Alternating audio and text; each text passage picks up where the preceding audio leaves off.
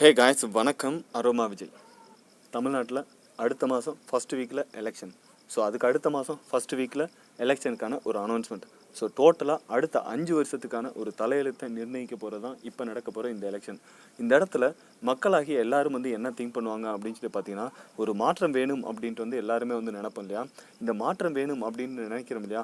அதுக்கு முன்னாடி மொத்தம் தமிழ்நாட்டில் எத்தனை தொகுதி இருக்குது அப்படின்னு சொல்லி பார்த்தீங்கன்னா 234 தொகுதி இருக்குது. இந்த 234 தொகுதிக்கு எத்தனை கட்சிகள் இருக்குது அப்படின்னு சொல்லி பார்த்தீங்கன்னா 60லேருந்து 64 கட்சிகள் இருக்குது. எனக்குமே எவ்வளோ கட்சிகள் இருக்குது அப்படின்ற ஒரு டவுட் வந்துருச்சு. அதுக்கப்புறம் விக்கிபீடியாவிலேருந்து அடித்து சர்ச் பண்ணி பார்த்ததுக்கப்புறம் தான் தெரிஞ்சு இங்கே 60லேருந்து 64 கட்சிகள் இருக்குது அப்படின்ட்டு அதில் ஷோ பண்ணிச்சு.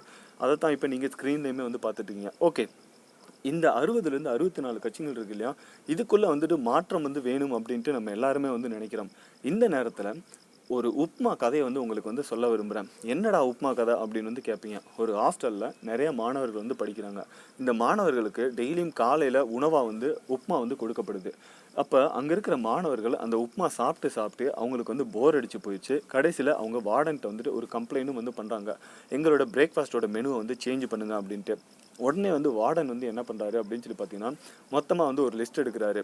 ஒரு 5 மெனுவை ரெடி பண்ணுறாரு. என்னென்ன மெனு அப்படின்னு சொல்லி பார்த்தீங்கன்னா, உப்மா, இட்லி, தோசை, பூரி, பொங்கல் அப்படின்ட்டு இந்த 5 மெனுவுக்கு ஒரு வாக்கெடுப்பு நடத்திடுவோம். மாணவர்கள் யார் அதிகமாக இதுக்கு வாக்கு போடுறாங்களோ அந்த ஒரு மெனுவை இனிமேல் டெய்லியும் காலையில் பிரேக்ஃபாஸ்ட்டாக போட்டுருவோம் அப்படின்ட்டு ஒரு முடிவுக்கு வர்றாரு.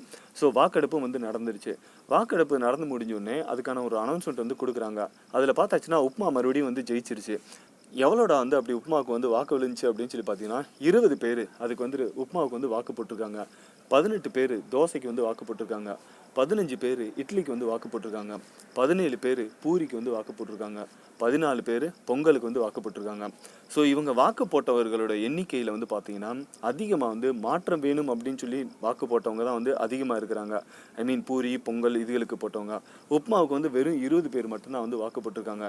இந்த இடத்துல என்ன ஒரு விஷயத்தை புரிஞ்சுக்கிற முடியுது அப்படின்னு சொல்லி பார்த்தீங்கன்னா, இந்த மாற்றம் வேணும் அப்படின்னு நினச்ச எல்லாரும் ஒற்றுமையாக இருந்து வாக்கு போட்டிருந்தாங்கன்னா அவங்களுக்கு மறுபடியும் வேற ஒரு பிரேக்ஃபாஸ்ட்டாக டெய்லியும் காலையில் கொடுக்கப்பட்டிருக்கும். பட் இவங்களுக்குள்ள ஒற்றுமை இல்லாதனால இவங்க வேற மெனுவுக்கு வாக்கு போட்டாங்க. ஆனால் மெஜாரிட்டியாக கிடைச்சது எது அப்படின்னு சொல்லி பார்த்தீங்கன்னா உப்மா தான் அதிகமான மெஜாரிட்டி கிடைச்சு இல்லையா. அதனால திரும்ப அந்த ஹாஸ்டலில் மறுபடியும் கண்டினியூவாக உப்மாவே டெய்லியும் காலையில் மெனுவாக கொடுக்கப்பட்டுச்சு.